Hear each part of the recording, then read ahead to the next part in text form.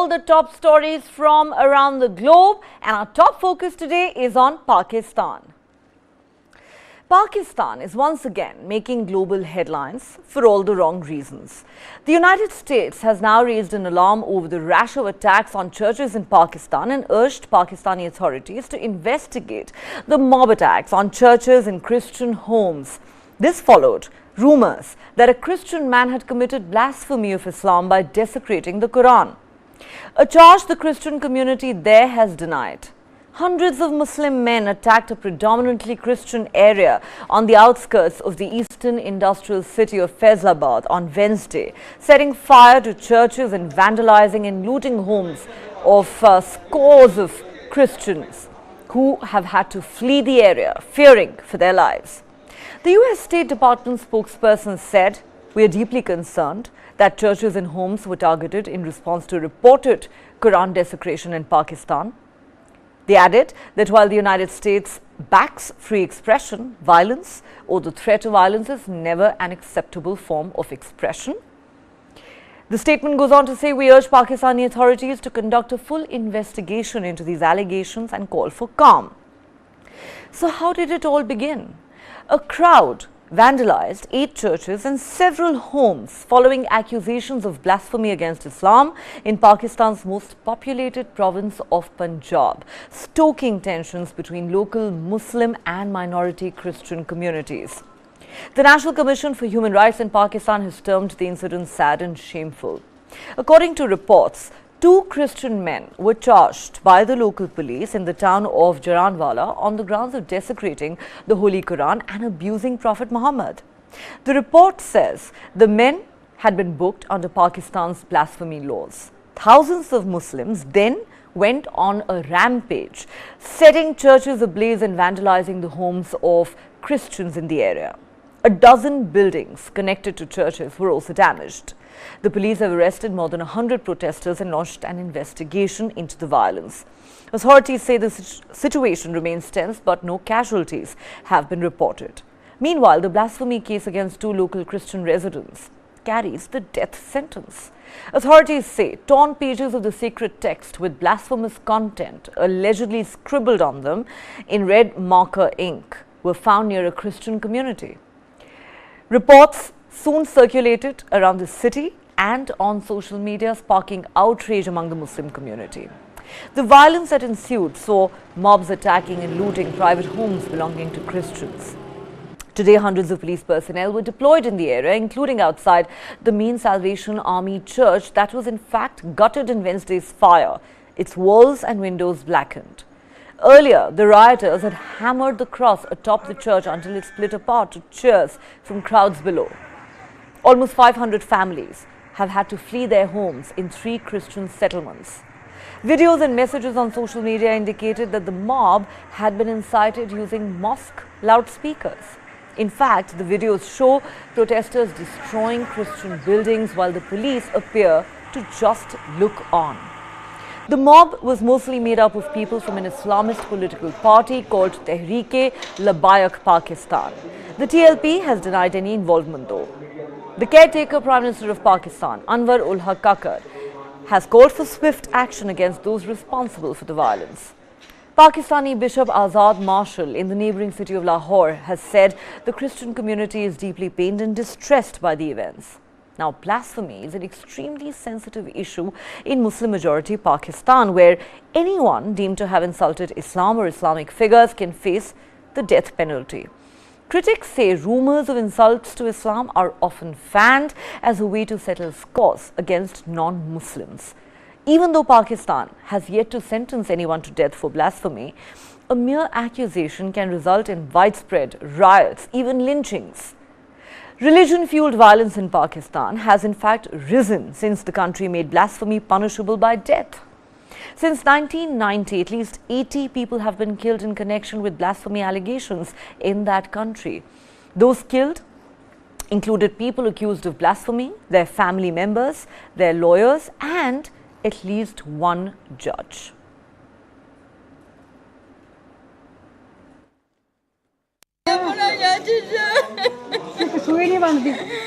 कुछ लोगों ने किश्तां ते लईयां ਸਾਡਾ ਸਾਰਾ ਕੁਝ ਤਬਾਹ ਕਰ ਦਿੱਤਾ, ਸਾਡਾ ਕੁਝ ਨਹੀਂ ਬਚਿਆ।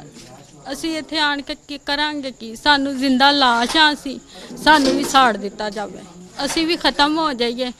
ਅਸੀਂ ਕੀ ਕਰਾਂਗੇ? ਬੱਚੇ ਇੱਥੇ ਲਿਆ ਕੇ ਅਸੀਂ ਕੀ ਕਰਾਂਗੇ? ਇੱਕ ਵਕਤ ਦਾ ਅਸੀਂ ਖਾਣਾ नहीं सब बच्चियों ਨੂੰ दे सकते। बातें हो रही थी, फुसफुसाहट हो रही थी, तो इन्होंने हमें ये वार्निंग किया कि आप ऐसा करें कि आप अपने बच्चों को अपनी ज़रूरी चीज़ें लेकर यहाँ से ना निकल जाएं, क्योंकि हम अपने तौर से कुछ लोगों को तो रोकने की कोशिश कर सकते हैं, जब लोगों की अक्सरियत ज़्यादा हो जाएगी तो हम बेबस हो जाएंगे। जो सारा जो वाक़या हुआ है, हम इधर मौके में मौजूद थे, ये हमारे भाई हैं, हम इनके गमी खुशी में शरीक होते हैं, ये हमारी गमी खुशी में शरीक होते हैं। अगर लोकल लोग इधर होते ना तो ये सानिया नहीं होना था, लेकिन थोड़ी सी सुस्ती दिखाई है इंतज़ामिया ने। अगर इंतज़ामिया सुस्ती ना दिखाती तो इतना बड़ा एक्सीडेंट नहीं होना था। All right, let's now go across to Ramakrishna Sridharan, consulting editor with News9, who joins us live from Washington, D.C. Shri, welcome to Global Lens. This is obviously a very disturbing story that, has come out of the Punjab province of Pakistan. Now, we all know that Pakistan has an abysmal track record of minority rights. We've seen how minority groups have been treated there on multiple occasions: the persecution of Sikhs, the persecution of Hindu families, including forced conversion to Islam. In this case, 3 Christian settlements seem to have been practically destroyed following rumours of blasphemy, which, as we know, is a very sensitive issue in Pakistan. But the question really is that, all the statements apart, do the authorities in Pakistan, look like they're actually serious about cracking down on this? And do you believe that pressure from the United States could help matters? Because the US has expressed grave concern. So, Neha, in a country where blasphemy is punishable by death, such attacks are not just politically expedient, but they're also politically dividend paying for certain people who are in power. Who are these people? Largely Pakistan military, which often uses these dozens of factions, one against the other, to suit its own political and strategic requirements. For example, it has used some of these outfits to go after the Baloch freedom fighters. So Pakistan has a rich history of these sectarian violence, especially starting after Ziaul Haq, who himself was a hardliner. So after him, this has become much more rampant, and it's done with impunity, without any fear of consequence. So while they were fighting, all the mujahideen, the so-called mujahideen, were fighting the Russians, in Afghanistan, they were occupied. But after the Russians left, their attention turned to India, where, Kashmir, where they are causing problem. So in 2014, Neha, the Supreme Court of Pakistan, no less authority than the Supreme Court of Pakistan, had said that a task force must be set up to prevent such sectarian attacks and violence on minorities and places of their worship. But it's been 9 years since and nothing has happened. So why is that? It's obviously because there is no seriousness which is there from the administration or the military to curb this, because it suits a certain political an expediency which Pakistan needs as a country to manage different factions. So it's not just the Hindus or the Christians who are getting attacked. You would have, we know that routinely the Sunnis attack Shias and Shias attack Sunnis. So even the Muslim community, there are bombings that happen. And you would notice, Neha, that most of these attacks happen when there's a prayer going on. In fact, the churches, with thousands of back at Christians or other groups locally. So it's a very complex tinderbox, Neha, which doesn't need much to flare up and explode every now and then, Neha. And I think the US has condemned this in very strong terms. But the fact is, this is not going to stop with this. There'll be many more attacks we will see, unfortunately, unless the Pakistan army and the Pakistan government clamp down on this and they act on the Supreme Court's directive to set up a special task force which will go after such attacks, Neha. Well, clearly that doesn't seem to be a priority for the government or the military of Pakistan, Shri. As you rightly said, it is indeed a tinderbox, but it doesn't look like the authorities are serious about cracking down on this kind of violence. And clearly, they seem to be just paying lip service by saying that they are saddened and disturbed by these incidents, and the perpetrators will not go unpunished. The word the Prime Minister, the interim Prime Minister used, Gutted. but I don't know. Yes, that's the word he used to describe the attacks and the burnings, but I'm not sure how much of that he really meant. You're right, and some might even say bad choice of words, but it just sounds like lip service ultimately. That is where the problem lies. Shri, thanks for those details. We're coming back to you in just a moment to discuss our next story with you. Now, as China's economic crisis deepens, President Xi Jinping has called for patience and resilience. A Communist Party mouthpiece has highlighted a speech given by Xi where he appealed to the people of China to exhibit patience and resilience in the pursuit of what he calls national rejuvenation. Xi was addressing hundreds of top party members during his 7th February speech, part of which was published in an official journal this week, hours after Beijing released more disappointing monthly economic data. This article emphasized the difficulties of modernizing a country of China's size and said its unique development model was still its best hope. It asked the public to take the long view and stay focused, balancing progress and stability with sustainability. Xi Jinping was quoted as saying, "We should first consider the size of the population and the large rural-urban development gap. We cannot be ambitious and unrealistic, but we cannot simply follow the beaten path. We should be patient with a historical perspective and move forward in a steadfast manner." Xi gave this speech months after his historic third term as party leader began in October and ahead of the annual parliamentary meetings in Beijing. He repeated his major policy initiatives: common prosperity, the green economy, and upholding socialist values as the cornerstone of China's development. He talked about focusing on the task of steering one of the world's most populous countries towards a national renaissance and stressed on the need for patience and perseverance. He said, "A super big population can provide sufficient manpower and a super big domestic market, but it also brings about a series of difficulties and challenges. It is quite a challenge just to make sure that 1.4 billion people are fed.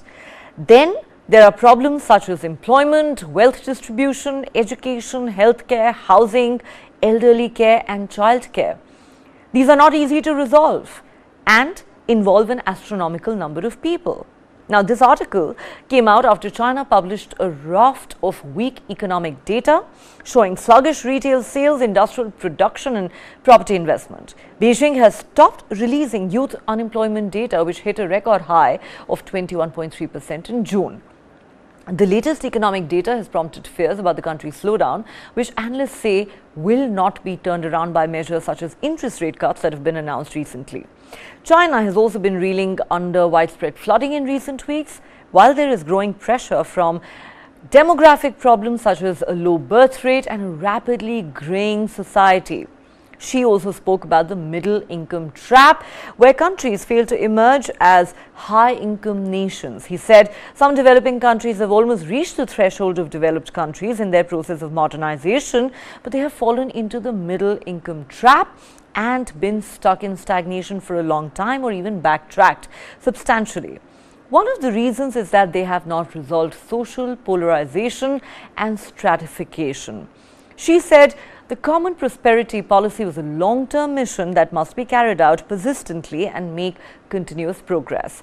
Calling the policy the essence of Chinese modernization, Xi Jinping condemned Western modernization, saying it maximized the interests of capitalists and was characterized by wars, slavery, colonization and exploitation. Common prosperity, a policy aimed at narrowing the wealth gap, has caused anxiety among entrepreneurs and foreign companies in recent years, but Beijing denies that it is seeking to suppress private enterprises. Observers say at a time when an economic crisis is looming, the party wants to paint a rosy picture to ensure that people see the goals that she has set as being realistic and believe that China's path is unique and better than that of the West. 身边朋友都那么说，都说毕业肯定就是失业，但是具体的，毕竟我现在才大一嘛，也没有什么具体的想法。我觉得还是等到大二、大三的时候再具体做考虑吧。担心啊，肯定你要是往那个方面想，那肯定非常非常担心。但是，哎，反正先大一嘛，就先不想再说。这东西还是分行业了。就是像我们在的就是 IT 行业，可能说还好找一些。你比如像传统行业，可能说现在确实就业压力是比较大的，年轻人确实就业压力稍微大一些。就是像我身边，比如像我表弟啊，或者说一些表弟的同学，目前可能更倾向于就是学习，然后争取上岸，对，考公这类的。We have taken a note of relevant arguments which run counter to facts. In fact, the Chinese economy continues to recover and is on the whole improving and remains an important engine for world economic growth. All right. I'm going back to Shri at this point and hoping he can decode this interesting speech by Xi Jinping. Shri, while some observers have said that, the Communist Party is just trying to paint a rosy picture and lull the Chinese people into believing that all is well and that their model is better than that of the West. But the way I look at it, to me, Xi sounds rather defensive in this speech. For him, the most powerful man in China and the most powerful leader of China in modern times, to say it is a challenge to even feed 1.4 billion people. And for him to say, that people must exhibit patience and resilience in this time of national rejuvenation.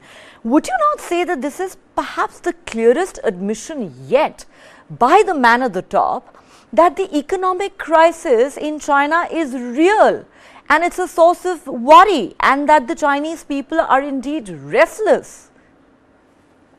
Absolutely, Neha. I think you hit the nail on the head.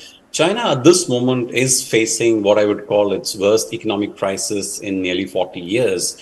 It's a country which has been used to heady growth of 10%.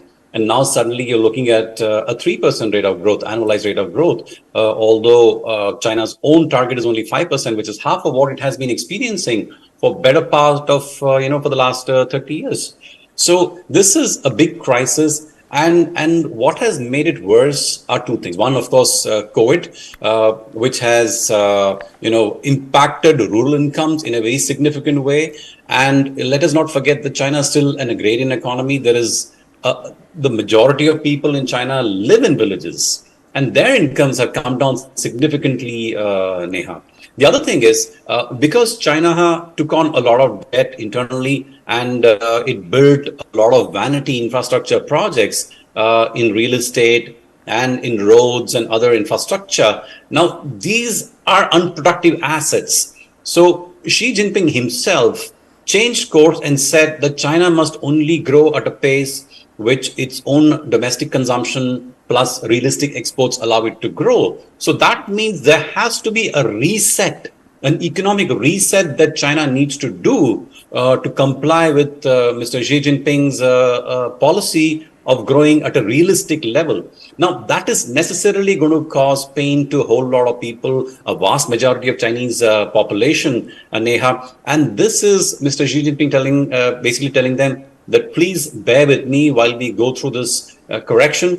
But, people are not going to be convinced by that. So the big worry for Mr. Xi Jinping, especially when employment among youth goes up, is the social consequence of this reduction in prosperity, this, growth in unemployment and the relative poverty that people are going to witness. So that is going to become a social challenge. And at some point, this will very much threaten his own position as the leader of China. Don't forget that there are others in the Communist Party who are waiting on the sidelines for a weak movement to displace Mr. Xi Jinping and take the power. So it's not as if he's completely safe from the fallout of this economic slowdown. So that is why he's pleading with the people of China to be patient and to look at this progress as a step-by-step progress and not as a radical.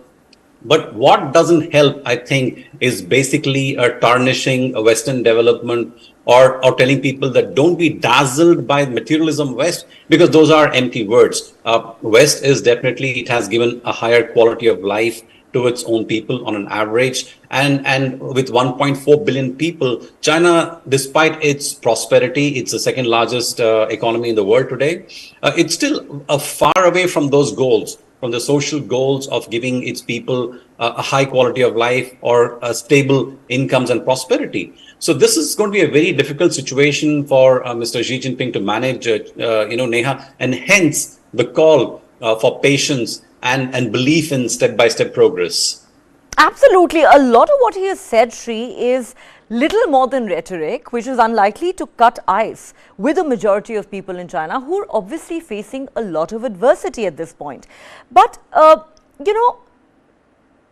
me if I'm wrong, one of the biggest problems as far as China is concerned, or let's say one of the things that it's most notorious for, is how everything seems to be shrouded in secrecy. The opacity around data, for instance. Just the other day we were discussing on this show how after hitting unprecedented levels of youth unemployment in the month of June, China decided to stop publishing the data. And a lot of young people were actually angry about it. They took to the social media and they said, yes, that is the best way of lowering unemployment rates. Stop publishing the data. Do you believe that is part of the problem? The opacity around everything contributes to the crisis. People just don't know what is going on. You just never know the full enormity of the situation. For example, we saw this in case of COVID. Till date, we do not have reliable, authentic data on how many people actually got infected with COVID in China or how many died. The same seems to be true of their economy.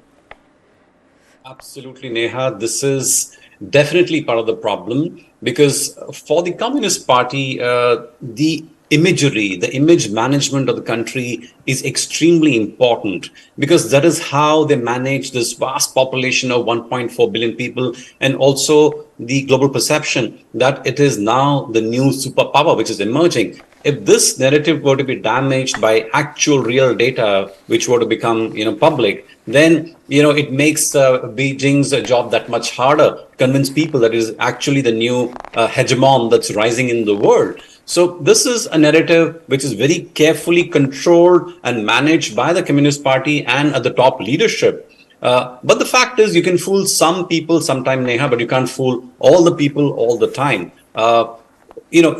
Western institutions which are investing in China, or those who have stakes in China, they obviously have other sources. They have ground level reports that they can get. So you're not really fooling a whole lot of savvy investors when it comes to this. At best, you are probably managing a narrative for your own people. But those who have stakes in China and can read the economic numbers, can look at trends, are not going to be fooled by any kind of narrative or non-publishing of number that China does, because they have other sources, other means of getting those numbers and getting a fairly accurate picture of what the real economic health is of China, Neha.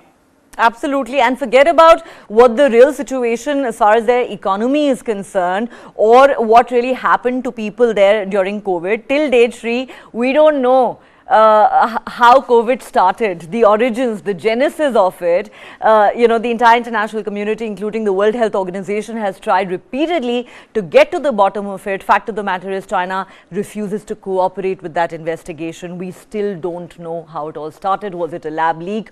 Who knows? We simply don't have any answers from China. That's the way that country operates. All right, moving on now to our special segment on climate change.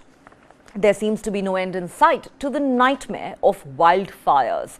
A huge wildfire in northern Canada is creeping closer to the capital of the Northwest Territories and could reach the outskirts of Yellowknife by the weekend unless it rains. That's what the territorial government has said. Canada is enduring its worst ever wildfire season with more than 1,000 active fires burning across the country, including 230 in the Northwest Territories. Thousands of residents of the sparsely populated territory have been forced to evacuate from smaller communities, and the hamlet of Enterprise near the Alberta border was almost entirely destroyed by a blaze that swept through on Sunday. Northwest Territories Premier Caroline Cochrane said some Yellowknife residents were preemptively leaving the city but urged people to remain calm and warned that highways could close suddenly because of the risk of fire. She said, "I have never seen so many vehicles leaving town. There are all kinds of rumors out there, but be ready and evacuate if necessary. Stay calm, do not panic." Now, Yellowknife has a population of around 20,000 people and lies 400 kilometers south of the Arctic Circle. A 163,000 hectare wildfire is currently 17 kilometers from this town and would likely reach Highway 3, the only highway connecting the city to the rest of Canada, sometime today. Some areas along the highway have already been ordered to evacuate. The Northwest Territories have declared a state of emergency, and the Canadian military has been mobilized to help tackle the blazes and airlift some residents to safety. The declaration gives authorities additional powers to respond to an emergency and underscores unparalleled damage that's been wrought by blazes this year. The Canadian government has said it has approved federal assistance to combat the wildfires and deployed armed forces to help with firefighting efforts in the area. The city of Yellowknife has also declared a state of local emergency to brace for potential risks from nearby wildfires. Now, Northwest Territories Premier spoke to the Canadian Prime Minister Justin Trudeau about this wildfire situation on Wednesday. Trudeau reaffirmed the federal government's ongoing commitment to help the territory. Western Canada is enduring a heat wave that saw 19 daily heat records broken on Tuesday and is fueling hundreds of out-of-control wildfires. In the Pacific province of British Columbia, around 80 people were forced to shelter in place in a mountain guest house after their only way out was cut off by a rapidly expanding blaze. The stranded people, including lodge guests and campers from nearby campgrounds, sheltered overnight at the Cathedral Lakes Lodge near Keremeos in the south of the province before being brought down the mountain in vehicles. Fires have engulfed parts of nearly all 13 Canadian provinces and territories this year, forcing home evacuations, disrupting oil and gas production, and drawing in federal as well as international firefighting resources. All right, to understand this situation better, let's now go back to Shri, who is live with us from Washington, D.C. Shri, I'm no expert on climate change, but you know, the number of shows that we have done to discuss the havoc that it is causing across the globe in just the last few weeks, the kind of extreme weather events that different parts of the globe have witnessed seem to be unprecedented at so many levels. How bad is the situation in Canada? Because clearly, in country after country, the nightmare of wildfires is refusing to end. I mean, for days now, we've been talking about the Maui wildfires in the Hawaii islands in the United States, and now we're talking about the situation that Canada is currently facing. Sure. So Neha, let's contextualize this wildfire in Canada. So Canada is the world's second largest country by area after Russia, and yet its population is only 38 million, which is probably less than Bombay and Delhi put together. So, you know, almost half of the country is covered by forests. And the fires that often break out, they're breaking out in remote areas with no access to these fires, and they don't even have infrastructure, whether it's firefighting machines or firefighters, to put these fires out. In fact, Canada has to basically pick and choose its firefighting. It has to decide which area it's going to allow to burn down and which area is going to try and put the fire out. And often the decision is made in favor of human lives. So any area where there's human habitation, there are people living in those areas, that's where the energy is focused. Even in this case of Yellowknife, there are only 20,000 people who live in that area. But the government's resources are directed towards that, because even one life, if it's going to be affected by fire, must be saved. So that's the context, Neha. It's a vast country, and fires happen routinely. In fact, weather experts say that these fires are nature's way of balancing and replenishing the forest ecosystem. When fire happens and forest and trees burn down, they replenish the soil, which then leads to stronger growth and better growth of vegetation, including trees. But what is happening because of the climate change and global warming, Neha, is that these fires are becoming more frequent and more intense. For example, the fires that happened in Canada in July, and we saw the impact in US as well, especially in the New York northeastern area of US, where cities were covered for days with smoke and haze. So these fires consumed 17 times more forest than they otherwise would if global warming and climate change were not involved. So the fact that we have drier weather, that we have hurricanes happening and winds carrying these fires and spreading them faster. So these are the factors, the environmental factors, which are making what is supposed to be a natural phenomenon of wildfires, they're making it worse, Neha. And that's something the world has to contend with. And there are no easy answers. How do you, put or control such fires, Neha? That's the unfortunate reality at this point. Absolutely. While there are no easy answers, but the reality also is that for all the claims governments around the world make, very little has really changed on the ground in terms of climate change and the fight against climate change still not being a big enough priority for governments anywhere in the world, it would seem. But on that note, Shri, as always, a pleasure having you on the show. Thank you so much for your time and perspective on our top stories. Thank you for having me, Neha. All right, time for us to slip into a quick break here on Global Lens. Don't go anywhere, there's plenty more for you on the other side.